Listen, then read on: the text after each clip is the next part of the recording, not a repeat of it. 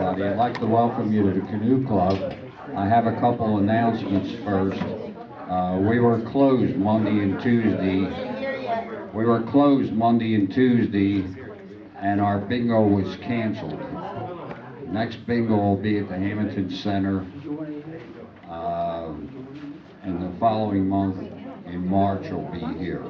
The sign-up sheets are on the table here for all our events for February. I'd just like to say a few words about Pete. He's one of our volunteers, and it's really fantastic for us to have one of our own make a presentation. Pete?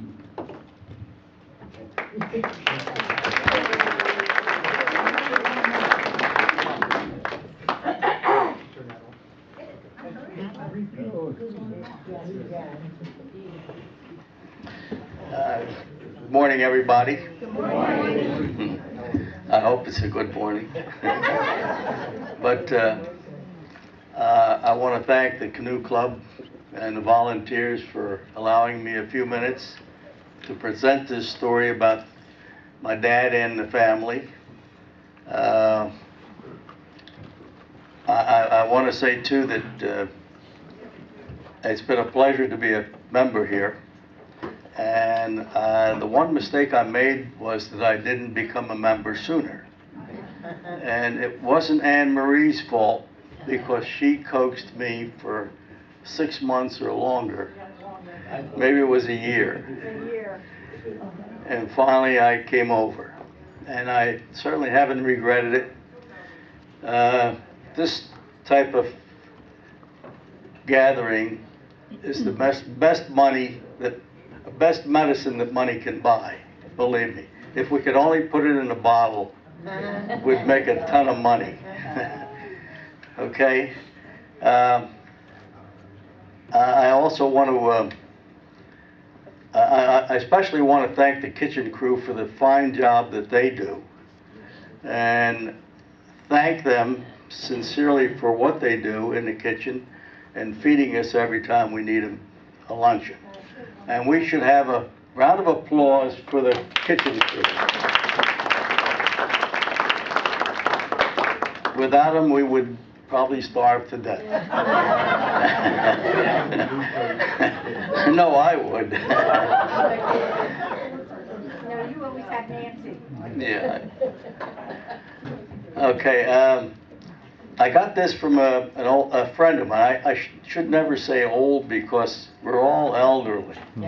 So I'll just say from a friend of mine. He was a former RVer with us, Rita and I, and they were great folks. And I thought this was very apropos for our situation. And it starts off, good friends are like quilts. They age with you, yet never lose their warmth. I know I am sometimes forgetful, and that's for sure, but there again, some of life is just as well forgotten. And eventually I remember the important things. As you get older, it's easier to be positive.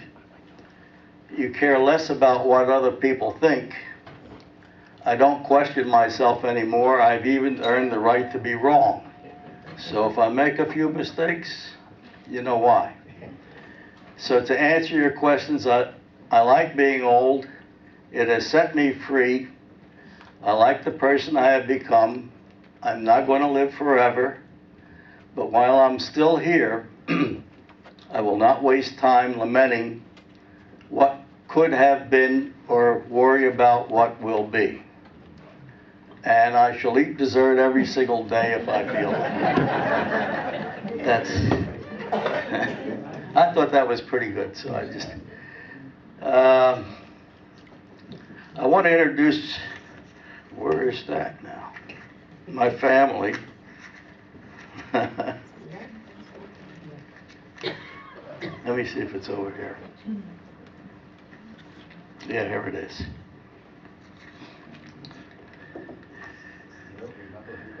I remember who they are. But since Nancy wrote it out for me, I better do it the way she's a teacher, you know. Let me introduce those that are here. Nancy, Shiani,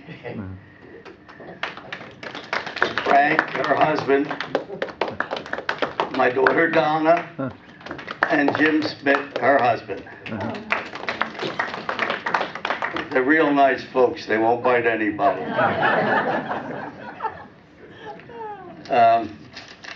And I'll introduce the rest of the family. I'm going to talk about my dad, Pete Sr., and I'm also going to talk about my mother, who was Mary Campanella Ranere. I had two brothers, Charles Sr., and he was married to Angie Brewerton Ranere, and Dominic Ranere, and Eleanor Ranere. My sisters were Marie Kern, and she was married to Donald Kern, and Louise Phyllis, and Jack Phyllis. And of course, my family, just to be sure that she was with me this morning, I put a pair of her Argyle socks on. And that was my wife, Rita Tomasco Ranere. She knitted these socks going to work before we were married.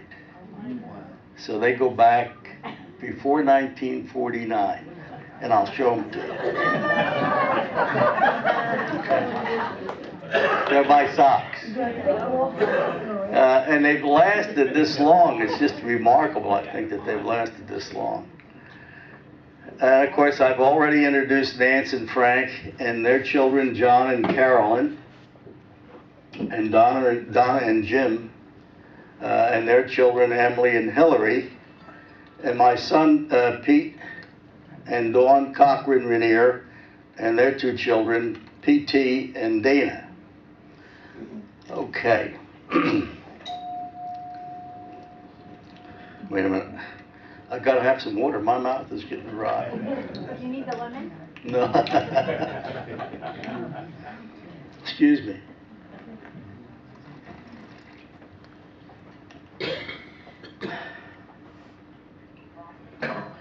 The problem with doing something like this is that you get bits and pieces over the years of things that Dad did in this particular instance, but you never get them in the sequence in which they really took place.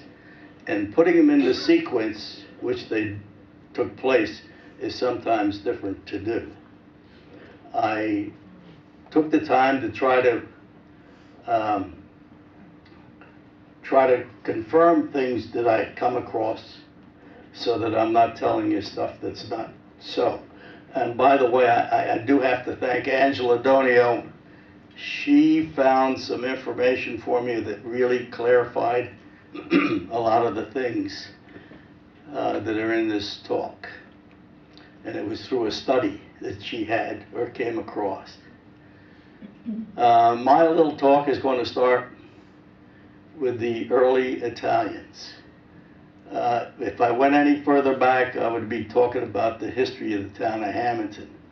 And a lot of the history of the town of Hamilton is also in this. One of the first Italians to arrive in the area was a guy by the name of Calabrese, Salvatore. And he was from Gesso in Sicily. He had said that he was going to come to the New World, and by golly, he did.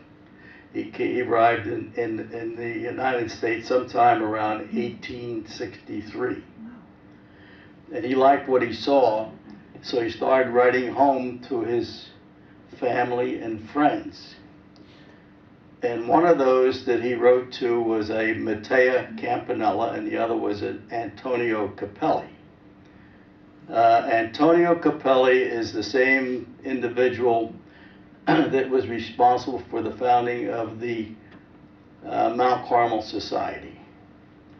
And that celebration continues today. It's yearly. It's the 16th of July when they have the big celebration down at the carnival grounds and at the church.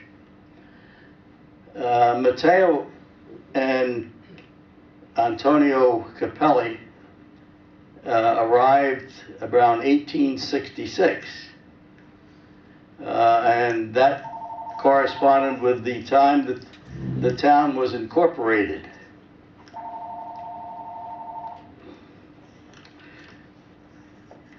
And at that time, they took a survey. There was 1,422 souls aboard at that time. And there was 382 buildings of any sort in the town. I just bring that up so that you have an idea of the period of time that we're talking about.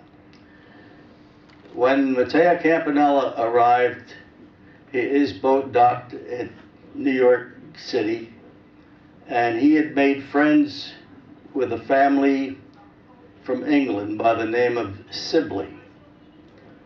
And he had had a little problem in his crossing, and they befriended him and took care of the problem, so that when they docked the ship, they all went together. And the Sibleys were from Philadelphia, so they rode to Philadelphia on a train with the Sibley family. I'm sure when they got to Philadelphia, they told them where to go to make the connection to Hamilton. And when they got to Hamilton, they wound up on Main Road, which is what the White Horse Pike is today. It was called the Main Road. The White Horse Pike didn't come into existence, I think, until about 22. But anyway, and at that location, there was a little school. There was a school, Dad calls it a college. And this is from that tape that we found that existed from the 70s. And this school was unknown to me, and it was run by two people by the name of Scott. Reverend Scott and his wife.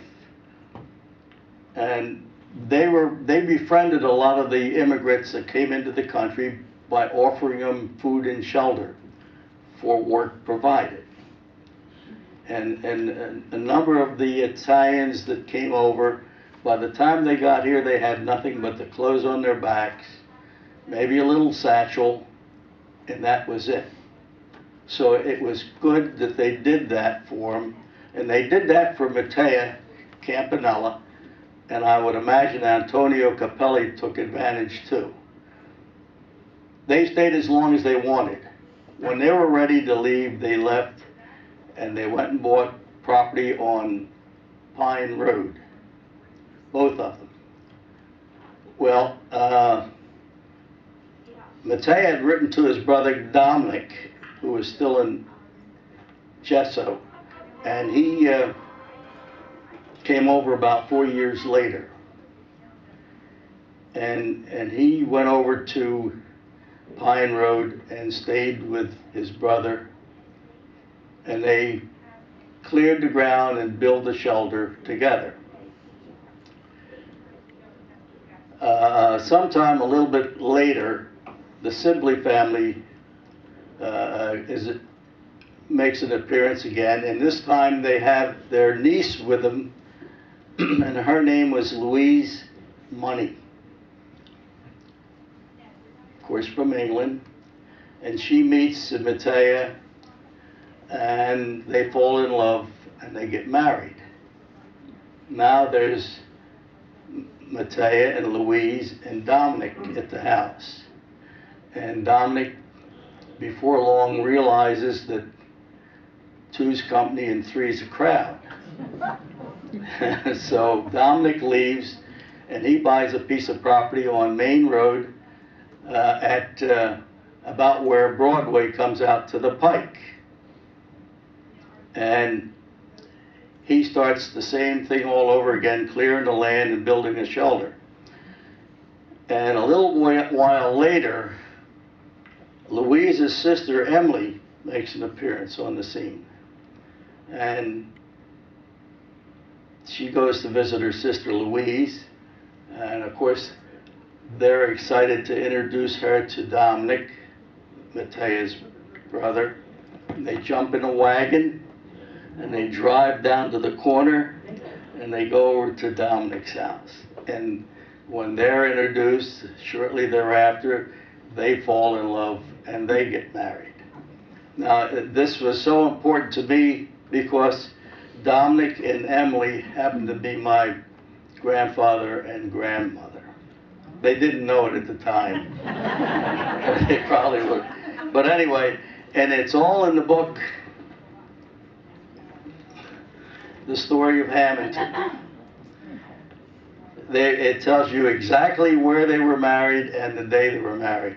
They were married by Reverend J.A. Jones on August the 4th, 1880, and they were married at the Sibley's home. They had since moved from Philadelphia to Hamilton. They built a little house on the White Horse Pike or Main Road, just about between Oak Road and Pine Road. And when I found this in the book, it was like finding a long-lost, valuable possession, because I didn't know this story, and it was just beautiful to see and read, because I just loved the Campanellas. I remember them very well because as a youngster, the families used to visit. We used to go over there. The adults would play cards, and I would visit with Grandpa, Grandmom, and besides that, they had a Victrola in the living room, and I used to sit there and play records, one after the other, all the time they were playing cards. And then to make things even convenient, there was a couch in their living room, and I would take a nap. Okay, so that's the story about Grandmom and Grandpa. And sometime, they were married, like I say, August the 4th, 1880. Sometime during that period, another family arrived, and their name was Pasquale and Maria Ranere. They arrived, it was probably between 80 and 84. Of course, Dad was born in 84, and it just so happened that my mother was born the year later, 1885.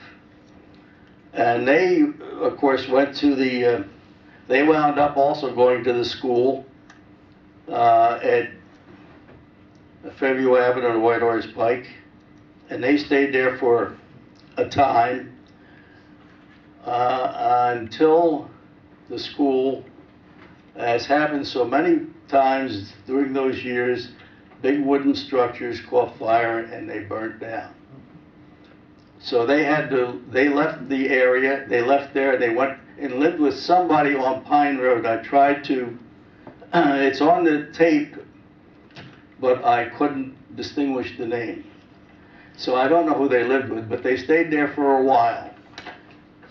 And then after 6 or 8 months, Grandfather went back to the Scotts, and they made a deal, and he made some kind of a deal with them where they could take over the property, and the Scotts even had a house on the property, and they took over the house.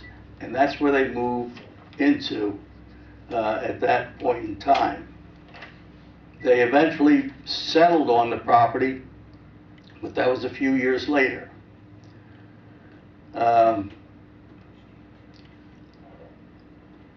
They stayed there until about 1889, and that's when my father started school. And he went to the, he was enrolled at the Oakdale School. At that time, the school system in Hamilton was a series of one-room schoolhouses. On the north side of town, there was probably about 5 of those one-room schoolhouses. This one at Oakdale was right at the White Horse Pike and Pine Road. There was another one on Union Road between Pine Road and Basin Road. There was another one over on Middle Road at Union Road. That building is still there. Then there was another one on Pleasant Mills Road. I think that building might be still there, but expanded considerably. And there was another one at on the White Horse Pike at Central Avenue called Lake School. Well, Dad started Oakdale School, and he continued until the 6th grade. And that's when tragedy struck the Ranere family. Grandfather had started a little farm, was raising berries, raspberries, strawberries, no blueberries, not yet anyway. But anyway, he was taking a load of berries to the market. There was a produce market over on West End Avenue. And with his wagon, he had a load of berries on it, and something frightened the horse. The horse reared up, and a crate of these berries came forward and hit him in the back of the head, caused a concussion and a brain fracture, fractured skull. And in those days, they couldn't do anything for that, and eventually he passed away. Of course, that's when Maria, his dad's mother, told him that he would have to be the man of the house and take over the family. So Dad did not enroll in school the next year. He took care of the raspberries and whatever had to be done. However, as he started to take care of those things and grow older, he took an interest in repairing bicycles and the coaches and wagons that are around. And he was doing that right there at their homestead. He finally talked his mother into letting him go to Philadelphia and he wanted to go to work during the winter months to probably make more income and learn more about the automobile business. So he went to Philly and he got a job. There was a steam-powered automobile built in Philadelphia, and it was called the White. He had told me that he had worked for the White, and the only White that I knew was a truck, so I thought it was White Truck. But they were way out, they were in Ardmore. That would have been quite a trick for him to go from one side of the city to the suburbs. But anyway, I finally figured out it was probably this White automobile rather than the truck where he worked. He worked there all winter. And then by springtime, then he left that and he went back and worked the little farm that they had. And that went on until about 1899. And then he had to go do something back at the Oakdale School, whether he just wanted to go see somebody, make a visit, or I didn't mention this, but he had 2 sisters, and they were probably at the school. He may have gone there to see them. Well, and this is also in the tape. He's coming home from the school, and he sees this little buggy off to the side of the road, but he doesn't see a horse. And he wonders what happened to the horse. Did the horse die, run away, or what happened? And he gets there and he sees this guy frantically walking around this little buggy. And he asks him if he can help him. And the man says, well, he says, I don't think you know anything about this. And he said, well, he said, I actually did. I worked in Philadelphia building these type of vehicles. And the guy then agreed to let him help him. And they had all the boards up, and they were looking around. It had a little motor in it, and it really looked like a combination bicycle, and because the wheels were very much like bicycle wheels, and the cart very much like a cart of the day, of that period. And Dad says he saw where there was a line, and this is all on that tape. He says he saw where there was a line between the water tank and the power unit. So he asked the man if he had a wrench, and he took this fitting apart, and when he pulled the line apart, there was a piece of wood stuck in the fitting. He said it was just no bigger than this piece of, like the size of a toothpick, and he took it out, and he put the line back together and tightened it up, and he told the man to see if it would work then. I don't know what you do to start a locomobile, but whatever he did, he said after a few minutes, it started to make noise like it was going to make steam again. And the guy was elated, and he took Dad's name and address, and he reached in his pocket and he pulled out a brand new $5 bill. Dad said he had never seen a $5 bill before, but he says he thought he was the richest guy around. And the guy gave it to him, but then he went on to tell him, he says, look, I'm from Philadelphia, my name's Myers, I'm going to write you a letter, I'm going down the shore, I'm going to be down there until September. When I leave, I'm going back to Philly on the train, I'm not going to take the car. He says, I'm going to send you the key for the garage where this car will be stored, and you can go down there and you can have the car. Well, Dad really didn't know whether to believe him or not. But he said at that time the post office was in the Elvins building, which was down at Bellevue Avenue. And he said come the end of summer, he was running back and forth to the post office every day looking to see if he had any mail. And he said finally, sometime early in September, there was the letter, and in the letter was the key. So now he doesn't know what to do. He gets in touch with a buddy of his, a friend, and he mentions the name, but that's something I couldn't pick up either. But anyway, his friend agrees to go with him. So they agree to meet at the train station at 9 o'clock the next morning, or 8 o'clock, I don't know what time. He said, and they caught the next train to Atlantic City. Took them about an hour to get to Atlantic City, and they got off the train, and they had to find, the guy's address was, I think it was Virginia Avenue. And they finally found Virginia Avenue, and they went to the house number, and there was the garage, and they put the key in the lock on the garage, and it opened the lock, and inside was the little buggy. So they push it out, get it all ready. They had to put water in it. They checked the kerosene. That was what heats the water to make it boil. And he said they left Atlantic City about 3 o'clock in the afternoon. He said they didn't get home until the next morning at 5 o'clock in the morning. He said this little buggy would go about 4 or 5 miles, run out of water, and then they would have to search for a source of water. And he said that's the way it went.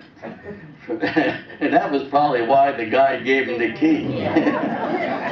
Because he was going to buy something with a little bit more range. It sort of relates to the electric car today, you know? You can drive it for 100 miles and then you got to plug it in. Well, this was even worse. It was only 4 or 5 miles, and they had to have more water. Well, anyway, he gets back to Hammett, and now he's as proud as can be because he says he feels he's the only person in Hamilton that has an automobile. Now, I don't know whether that was the case or not, but he says that on the tape.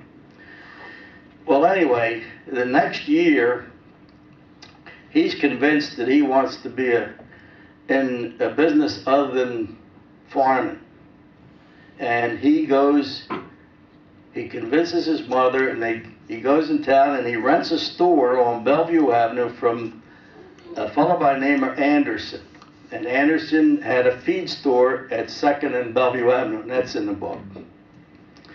And he continued repairing bicycles and selling bicycles, and repairing carriages. He gets his first break about 1903, and he sells a brand new Ford car for, he said, about $250. The amazing sum of $250 for a new Model T Ford. And he said, shortly after that, Mrs. Scott, that had to be the same family, Reverend Scott and Mrs. Scott, she wanted a car, and he managed to get her a used Cadillac. They called it a runabout. And that was actually, it was an '02 model, which was the very first Cadillac car that they built. And he got that for Mrs. Scott. So that was his story. Then he was off and running in the automobile business. Let me see if I have this.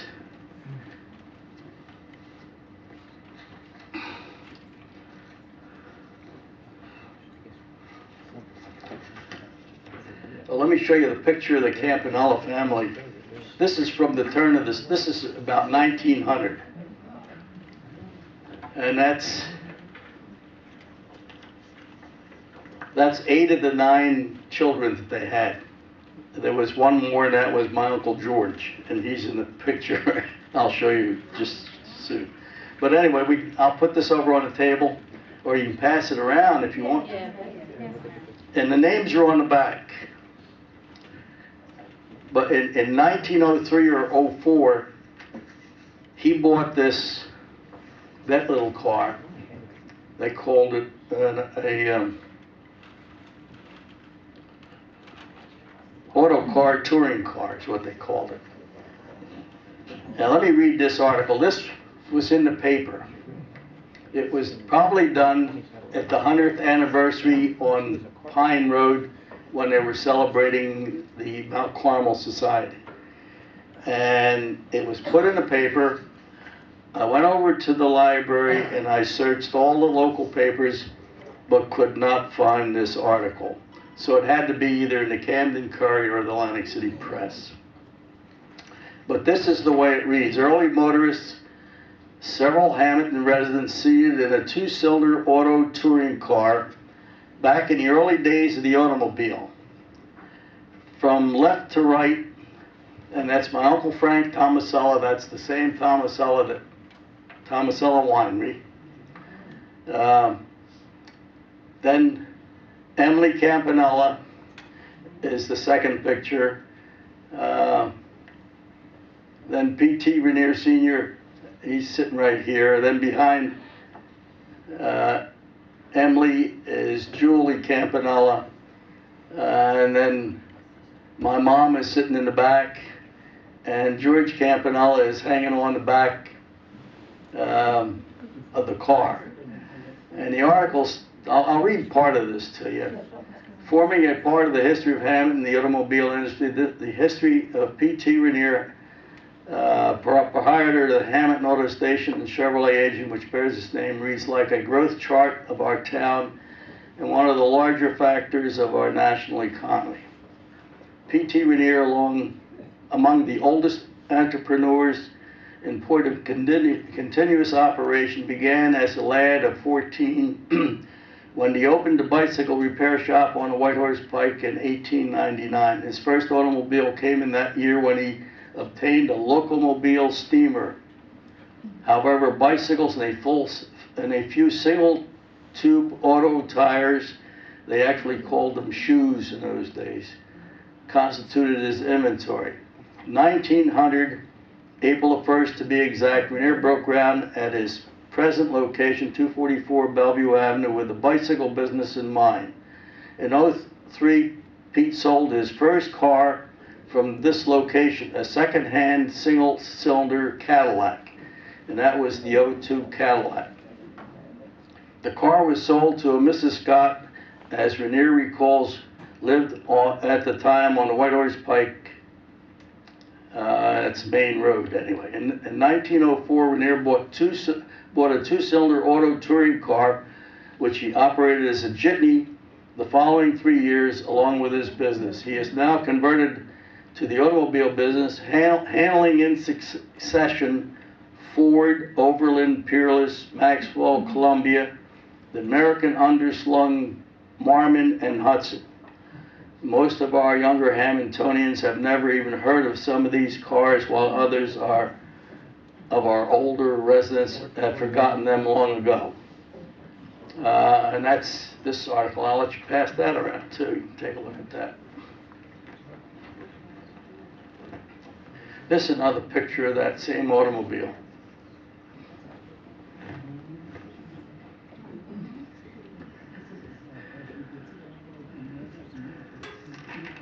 That also tells a story that when he was when he first started thinking about the automobile business, this was before he went into town. He hung a banner across Main Road. And on it, he had put the Hamilton Auto Station, which is what he called the business, and he was selling gas, because every once in a while one of these newfangled buggies would come along and it would be looking for a gas station, which there was very, very few of at the time. And so it really shows he had very much of an interest in getting into something other than working the land. Then in 1908, he marries Mary Campanella, my mother, and they honeymoon in Washington, D.C. I got to show you a picture of this. This is your most modern conveyances of the day. It was an air-conditioned vehicle of the time. And Mom and Dad are sitting in the back seat, and they don't look too happy.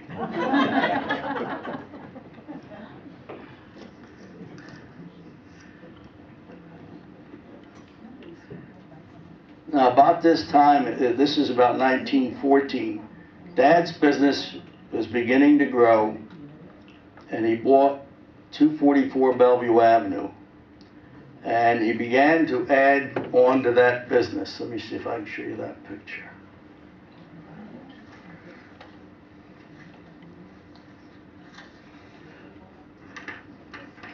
This is the way the business looked. I'll pass this around too. Now, the only thing he had up until that time was just the front. And there was apartments upstairs too. But then he bought this, and he added this center section and then a back section. And he went all the way over to Central Avenue. So it was quite an addition. He built a repair shop. He built another storage area for cars.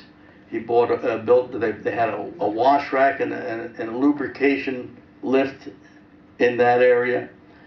And besides that, he had a thing for ramps, because he put one in the garage that he built behind the house, and he also had a ramp in the garage, and the ramp went below the first floor and underneath where the showrooms were, because in those days many of the automobiles were built without windows or without tops, and you couldn't be leaving them out in the outside air. They would be ruined, by the weather. So he built that, and then the very next year, in 1915, he got the franchise, which was probably the biggest thing that happened to him, for Cadillac in LaSalle. And Cadillac at that time was considered the quality of the world, not of the United States, but of the world. There wasn't anything better than Cadillac. And it remained that way until about the beginning of World War II. So that really helped Dad considerably, even though he didn't sell that many of them. But they were cars that you could sell and you could make a buck on. In the automobile industry, you don't make very much money on units. And he also started at an early age. He had his own finance business. He financed the sale of the car, and he made more money doing that than he did selling the car. Now I got to show you a couple of tickets. See this big envelope? I found this in his desk. He had a roll-top desk in the showroom at 244 Bellevue Avenue. He never had his own office. You know, the boss usually has the office, and the employees don't have an office. But anyway, he did not. His desk was his office, and when we moved from there, I found these tickets, and some of these tickets are exactly, well, not exactly, but this one's over 100 years old. It's dated December 19th, 1914. And the customer's name was Cunningham. Now, there was a Dr. Cunningham, and there was probably other Cunninghams. And it shows he repaired the radiator for $5.75, and he puts a hose on it for 40 cents, and 5 hours labor was $3, and one rod for 35 cents. Now this one was January the 4th, 1915, and this was Mrs. Ballard, and he put a valve tube and patch for 65 cents. So this is some of his early bookkeeping. And these are some more tickets that say about the same thing. They got the names on the back. This is Dr. Kroll, that one. And this was a fellow by the name of Moody. And this one is, again, Dr. Kroll. And I knew what this was. It's a 32 by 3.5 shoe. That's a tire today. But it was called a shoe in those days. I just thought these were quite neat. And I've kept them ever since. And by the way, Nancy has the desk. And she had it completely refinished, and it's better than it was before. You can take a peek at those. No. I'll put them over on the table. Yeah, they're too little.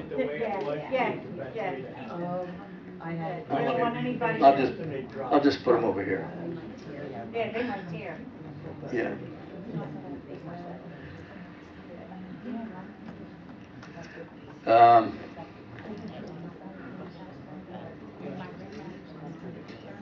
I got to show you this picture. This picture was taken in Ventnor. I don't know exactly when, but it was a long time ago. And it shows a big vehicle that he had. And he used to tell me that he used to have a service when the weather was really good. They would take weekend trips to Atlantic City. And he said it had to be a weekend because they couldn't make it there and back in the day. He said because of the flat tires. You see, he has a number of spares on this side, and there was the same amount on the other side, probably in the back. Probably carried about 6 shoes with him. And this, I'll let you pass that around. That's a great picture, I think. But that's got to be early 1900s. The car is prior to 1910.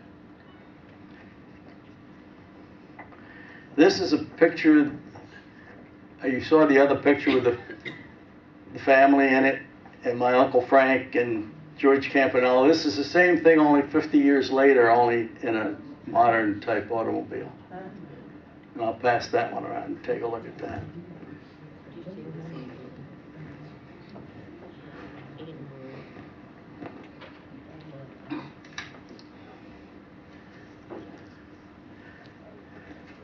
This is a picture of that little car that he sold to Mrs. Scott.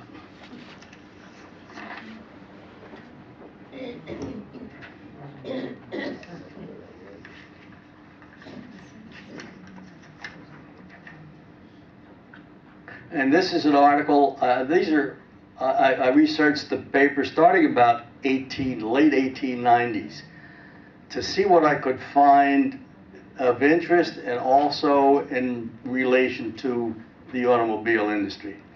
But I fell in love with I thought the Alvin's store, which was a general store at Whitehorse Pike and Bellevue Avenue, was, I used to stop, I'd walk home from school when I was a kid, and I used to walk into Alvin's store. It was right at the corner of Whitehorse Pike and Bellevue Avenue.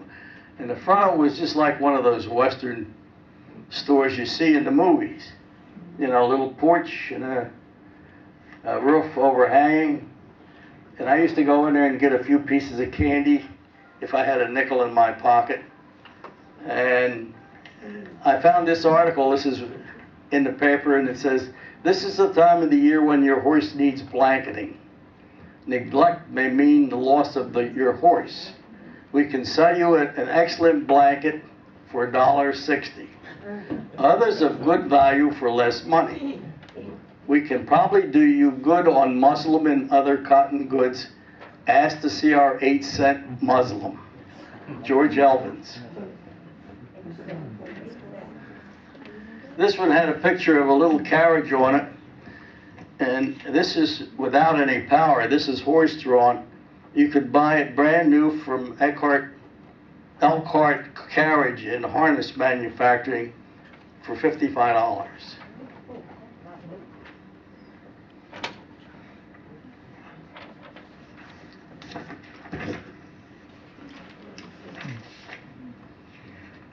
Now this is the ad that made me think about who Dad worked for, and it's by the White Steam Cart, and I think that's where he worked. And that's their ad. This was in the Hamilton paper.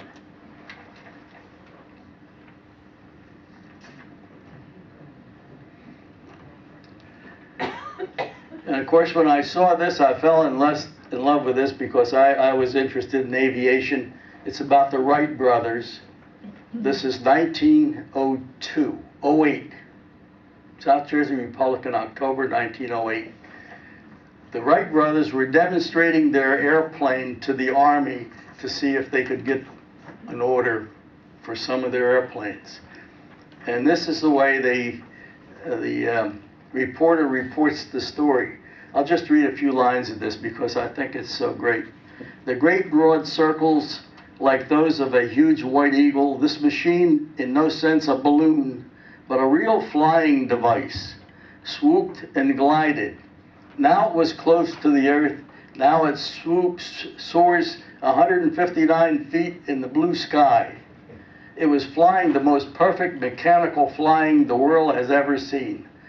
The Wright broke one record in the morning when he remained in the air for 57 minutes and 31 seconds.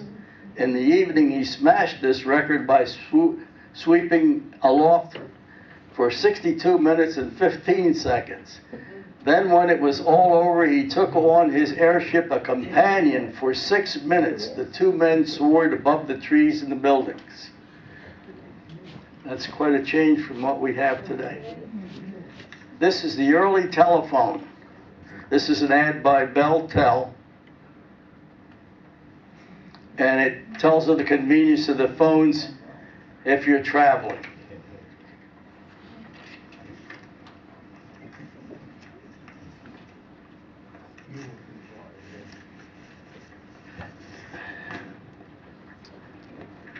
I got a big charge out of this one too. This was May 18th, 1912.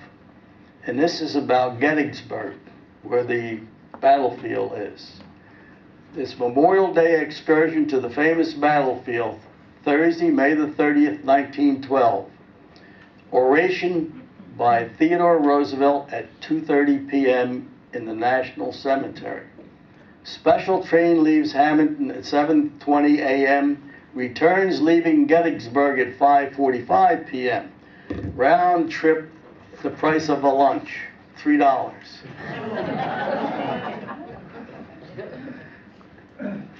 I enjoyed that one.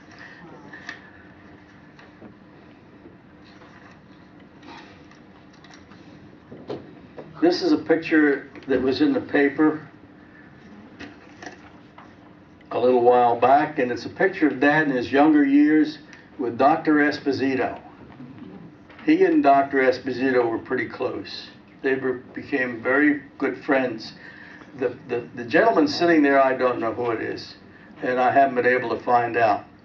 But there's an interesting story here too, because the guy that started to develop the town of Hamilton, Burns, Richard Burns, he built his house right there. The house that Esposito went into was Richard Burns' house. He lived there during his time in Hamilton, then he left it and went back to the city. And Dr. Esposito had been out practicing, and he bought the house, and that's where he started his practice from. And that was the Burns house. It was a beautiful house. And that was Washington and 12th Street. That was the big house that they tore down in the back of where they put the garage station, gas station.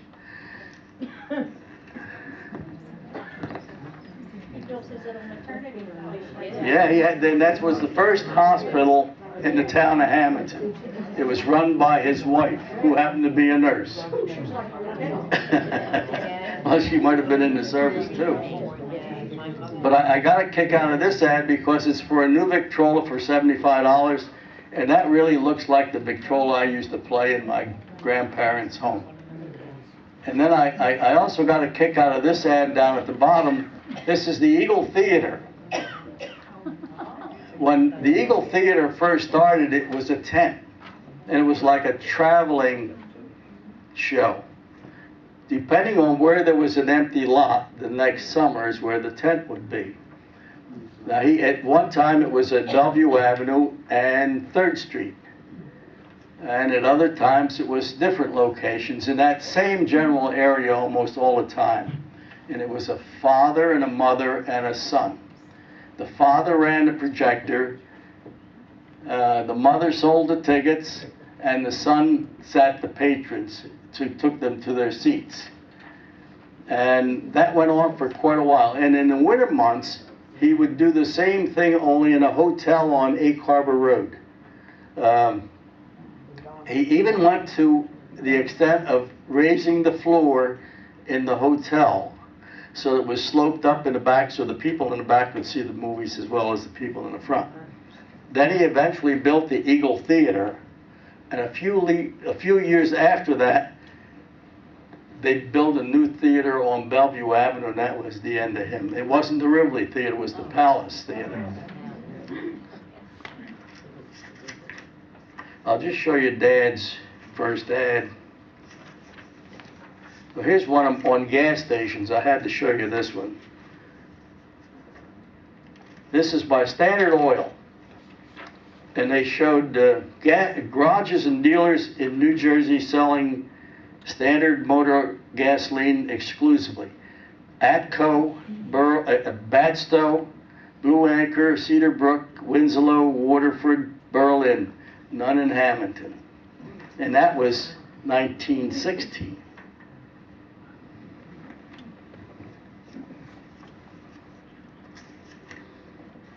Okay, this is one of the first ads I came across of Dad's, and this was 1916. He was selling Overland cars in Hudson automobiles. And the Overland car was $695, and he doesn't have a price on the Hudson down here.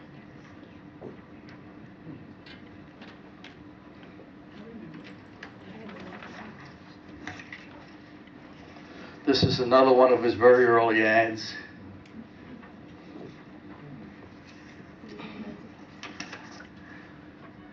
And I thought this one was a good ad. It was about, I don't remember this store, but maybe some of you folks do. Bank Brothers. Evidently a little department store in Hamilton, and I think you would be interested in going to their sale. Overcoats were $7.50, reduced to $5. Boys, overcoats, $2.50, reduced to $2. $22 suits, reduced to $18.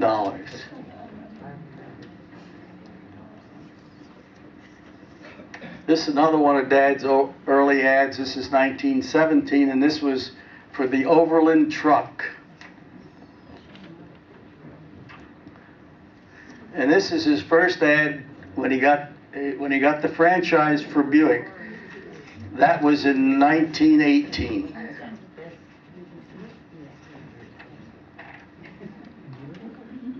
And he started to sell Buick automobiles.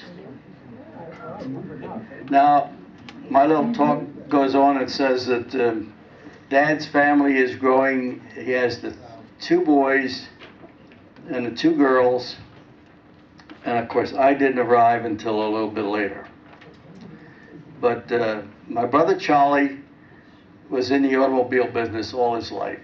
He, as soon as he could walk, I guess he was helping Dad down at the garage. And Nicky was about the same way. The difference between the 2 was only 1 year. They were very close. And then Marie, after she graduated high school, she went to pharmacy school and met a fellow there, also a pharmacist, and they were married shortly after. And that was Don Kern, and he had Kelly's drugstore in Hamilton until he passed away suddenly. He was only 39 years old when he died. And then Marie had to get certified. She took over the drugstore, and then later worked at the hospital, in the pharmacy in the hospital. Louise, because of she helped Mom really in the house, because the house that Dad built in 1928 was on the large size. And it took a lot of work to keep that place looking the way they kept it. And it was just like brand new. It still is today. We were fortunate enough, the Ranere invited us over, and we had the family there. I think we had, what, about 18 people? Yeah. And we really enjoyed the visit. And some of our granddaughters hadn't seen the house, so I can imagine they were quite impressed. Of course, it even impressed me. But it's a beautiful place. It really was a beautiful place. I was unfortunate I had to live in that house, you know. During the Depression years, yeah. It was really an effort, believe me. And I felt sorry for myself many times. In fact, I'll tell you the truth. I went to Dr. Esposito one time. I was feeling low for some reason or another. And he asked me what was wrong. And I said, I don't feel quite right. He says, I feel depressed. He says, he looked at me and he says, what the hell are you depressed about? Just like that. I said, I don't know, Doc. He says, you're the luckiest kid alive, for Christ's sake. Don't you realize that? I didn't go back and complain to him anymore. That was for sure.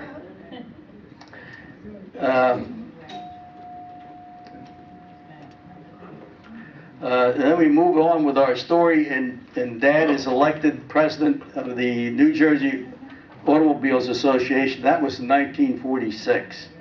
And he was proud of that too, very proud. We used to have antique car shows at the business to attract interest. We had the antique car shows. We also were able to get the GM. GM had a traveling car show, you might say.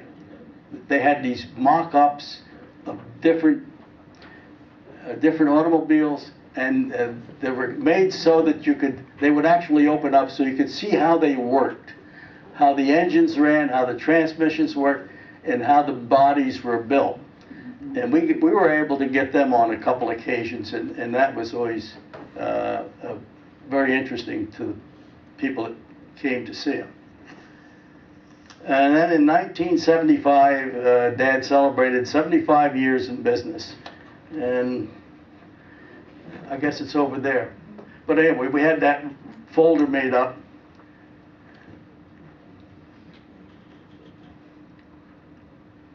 The one side was blank because we had a lot of cars that we had in inventory, and that was all cars. But this was the picture and the ad that we passed out. And finally, in 1986, with the influx of the foreign cars, and we could see a downturn in sales, we decided it was wise to sell the business. And we did. And I can tell you, it was probably the best thing we ever did, because we could have lost our shirts. In the next 20 years, there were no less than 6 different dealers in that location. Some of them supposedly some of the best operators in South Jersey, and they just couldn't do it. We did it for so long because we were a family-oriented business. We didn't pay big salaries to managers. We didn't even pay big salaries to ourselves. And that's how we kept the business going up until that point. But anyway, they just didn't last. They lasted from 3 to 5 years. And so that was the way it went. But that's the end of the story, too. It was 1963. In 1963 was when the bank wanted to put in a drive-through system there. And in order to do that, they had to have our building. And they bought just about the whole block, except for a couple of places. The Vargas never sold theirs, and Penzas never sold theirs. But we were fortunate, and then we did, and we built a nice place out on the pike. But actually, you had to be where the action was, and the move to the pipe maybe wasn't the best place, but we did well there for a few years. What year did it change from Ranere to Ranere? Oh, he changed his name. He dropped the I when he first started business in the early 1900s, and he told me that too. You have to tell us about meeting Rita. Well, I met Rita standing in the front of the garage, to tell you the truth. And she drove by with this fella. I thought it was a boyfriend. And it was Lou Rubin. Remember Lou Rubin? Well, anyway, he drove by, and then he went around the block the way they used to do in those days. And he pulled up in front of the gas station and at the garage and asked me if I wanted to go for a ride. He introduced me to Rita. And that's when I realized that he was her uncle. And I got to meet her then, and it was just all downhill after that. I'll tell you, I have to admit, Rita was probably my best friend. She really was. I can't say, we got along well, and I just loved the gal, and I miss her. And it's a good thing I came here, because at least 4 hours of my time, I wasn't thinking so much of her. I was thinking of you guys, which was lousy. But I wasn't a good pinochle player, so I got in trouble right away. Now, did I forget anything? Yeah. Can I just interject a minute? Huh? I worked for Mr. Ranere. Yes, you did. Early 50s. And when he's saying about the office, there was a Mrs. Miller in there, Yeah. and we were in that office. Yeah. And I can still see him coming in the door and going to his Desk, yeah. And Holly and Nikki running around, you know? Yeah. Don't remember you, I guess. No, I was College or something. I was messing around. I didn't work there too long. Then I transferred over to Arena. And then I went to college. Yeah, she told me. But then also, you didn't touch on that. He dabbled in real estate. Oh, yeah, he got. And he had what they call the PTR plan. And Yeah. I used to keep, and he had little pockets. Yeah. And he would get a check. And I guess they paid, I'm trying to think, they must have paid every month on it. Yes. And I remember him saying to me, why don't you buy one of those? I didn't have any money, but they're all along the lake. Yeah, that's right. Those lots were all on the other end of the And he lake. financed all that. Yeah. And that's how they paid for it. Yeah. Yeah, he had his own finance business. Pete, I missed when the homestead on the pike was built. What Oh, year? okay, yeah, that was built It started in 1928. I got to show you some pictures of that. It was built in 1928. It was finished in 1930. And this is another thing I learned from that survey that Angela gave me.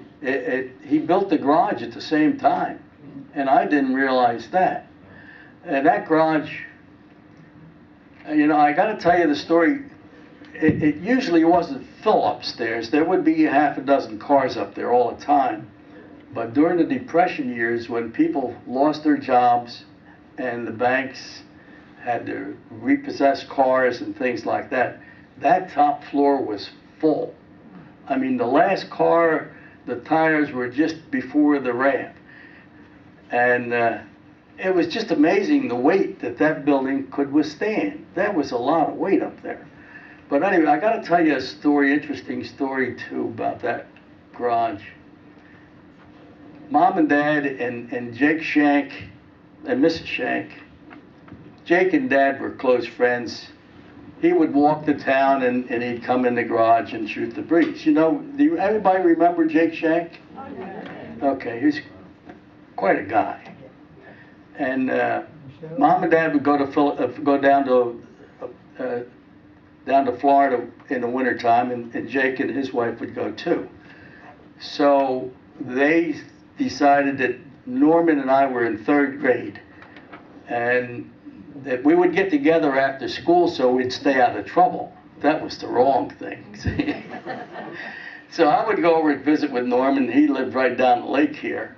And I remember going across right in this area, and we used to poke the poles into the bank of the lake where the big snappers would go in, and sure enough, a snapper would pop out.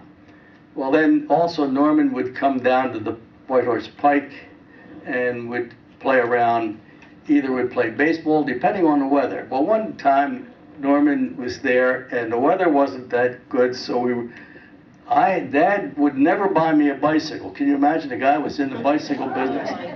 He would never buy it. He said, they're too dangerous. Can't have a bicycle. So we never had bicycles. And he did buy, it was like a sled, only it had wheels on it. And you know, I never saw another one of those anyplace in my life. I never saw another one. But anyway, he bought that for us, and we'd take the sled down over to the ramp at the garage. And if you were experienced, you could go up to the top. If you were an amateur, you had to start down at the bottom someplace. And we'd go down, you go bat out of heck going down that ramp with that sled with wheels. Well, Norman came over to visit. And he was an amateur, so we gave him 1/3 up the ramp and would hold it there, and he got on. Well, somebody was down at the end of the ramp, and a car came in the driveway, and just as Norman was taking off to go down the ramp, they hollered, "Car coming!" And Norman rolled off of the sled onto the ramp, and it was a wooden ramp. And you know what are in wooden ramps? Splinters. Well, after I got to him, he says, "Pete," he said, "geez," he says, I think I picked up a splinter." So I said, we didn't want to be dropping the pants down in that area. So we went upstairs and behind the wall, and Norman dropped his trousers, then he dropped his drawers, and I looked. And I'm telling you, he had a splinter that long, maybe 1/8 of an inch wide. So he asked me, he says, "Pete, can you take it out?" And I looked, I said, "Norman, that's not one for me to take out." So I said, "Come on." And he pulled his trousers back up, and I said, "Come on, we got to go see Louise." So we went over to the house, and Louise was in the house, and I told her, "Louise, we had a little accident, and Norman, I think, has a splinter." Well, naturally, she wanted to see it too. So Norman had to go through the whole thing again and held his trousers up as best he could. And she looked at it, and she just walked right over to the phone, picked it up, and called Dr. Esposito. And he was there, thank goodness. And we took Norman to the doctor. and the doctor had to take that splinter out. He had to lance it, really. And Norman finally came out, and he had a little piece of paper in his hand, and it was on a prescription pad, and it says, Norman should be excused from sitting for the next week. And maybe Delena would remember that. But anyway, we were in third grade, and I remember the next week or so, poor Norman standing over in the corner over here. He couldn't sit down until that thing healed up a little bit. But that was, then another incident we had, we were playing baseball out on the front lawn. And Norman was there, and somebody hit a foul ball, and it bounced out on the pike, and the next bounce was a glass. We heard the glass breaking. And of course, everybody, run! And we all picked up our stuff and we ran.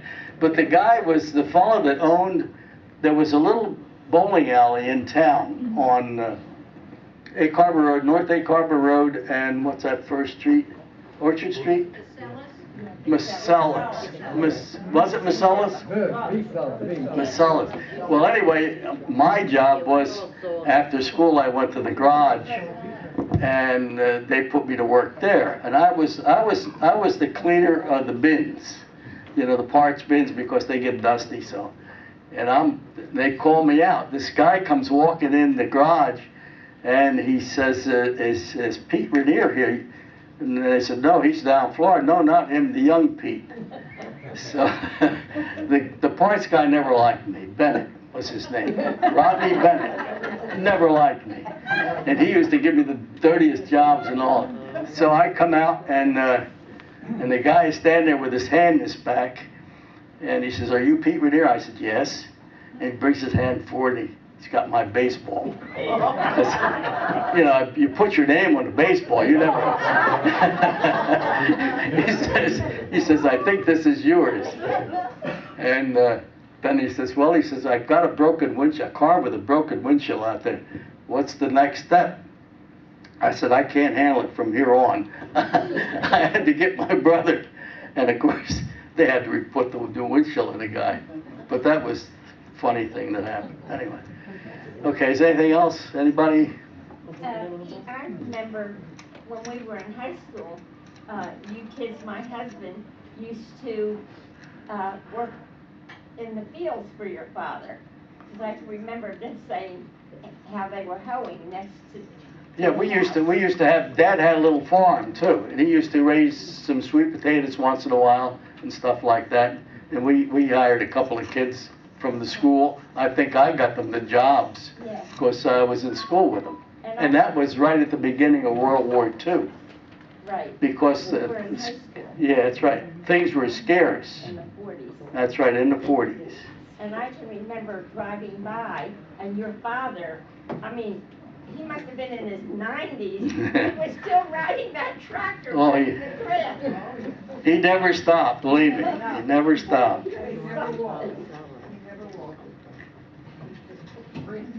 Let me just show you the picture of the garage. There's a picture in the back.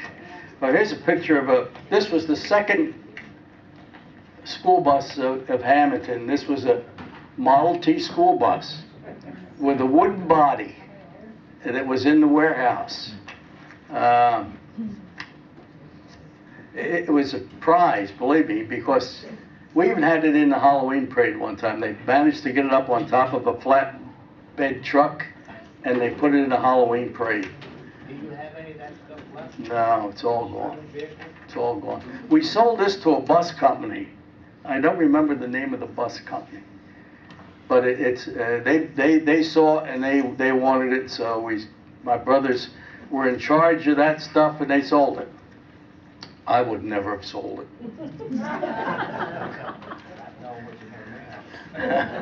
But this is a picture of the warehouse. Maybe I can take this off. And this is you can see the size of the thing. That building was huge. I used to, the inside of it upstairs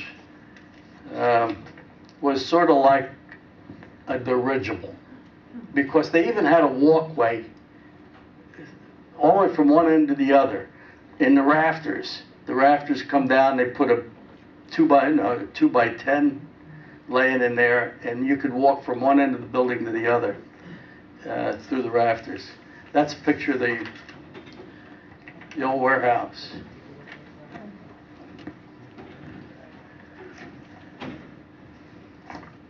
In the house, I got to tell you another story. One of the first things I remember in the house was my brother Nick. He was building an airplane. He bought a Heath kit, and the airplane was called the Parasol. It was a single wing, not attached to the fuselage, and the fuselage came down from the wing with two struts.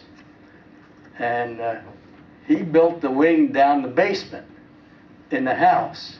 That's how big the basement was. And he built the fuselage down the garage because the wing was all wood. The fuselage was metal. And he built that in the back of the garage in the shop. And the first one he built, the inspector from the CAA, it was called then, came in and said that it wasn't right, he had to do it over again. So he had to tear the thing all apart and build another one. But he kept that airplane for quite a while and flew it quite a bit until he finally wanted something faster, because it would only go about 60 miles an hour. It was just a small thing. And I saw one just like it up in New York State at Rhinebeck, at the old airport up in Rhinebeck. They had that same airplane hanging up in the air in their hangar. Nick had an interesting life. You hear of the life of Riley? Well, that should have been the life of Nick, because he lived at home until he was about 60 years old before he got married. So it was all rent-free. All the meals were provided. You had to be worth a few bucks. Nothing done. That's right. I was the dumb one. I worked for his sister. She was the tight one. Was he in the service? Yes. Then he. A pilot or? Yeah. I thought- He wound up, when the war started, they started a civilian flight training program. Anybody that wanted to become a pilot had to go through that program. They wanted to be sure that the person that they were going to take into the program would be most likely to be able to fly an airplane and not get airsick and stuff like that.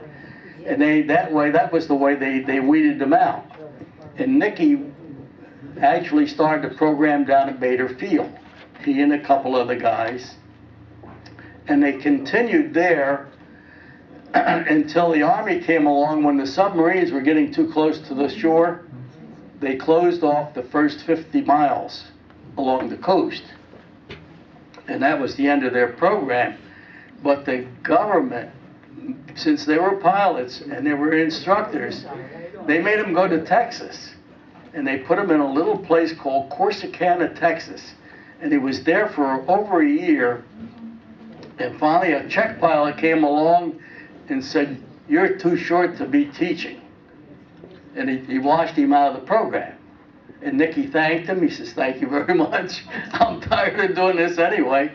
And he came home, and then that's when he joined the regular Army. He joined the Army. He went in as a service pilot because he was too old to fly combat. And I called him a gopher pilot. They sent him wherever they had to send somebody to give whatever it was, or bring whoever they needed back to the... And he was at Millville for quite a while. Then he got transferred from Millville to Puerto Rico. And he used to fly, he and another pilot would fly General Drum from Puerto Rico to Floyd Bennett Field once a month, because they would have a big meeting at Floyd Bennett Field, and the general had to be there. And then they'd take him back to Puerto Rico. And that's what Nicky did. But he had an interesting, and he took me for a ride one day over at Millville in a PT vibrator, they called it, the Volti or something. It was a trainer plane, mid-range trainer. Anybody else have any more? Did you? It Yeah. was very nice. You did a good job. I'm glad you enjoyed it. I didn't enjoy doing it, I'll tell you that. You did too.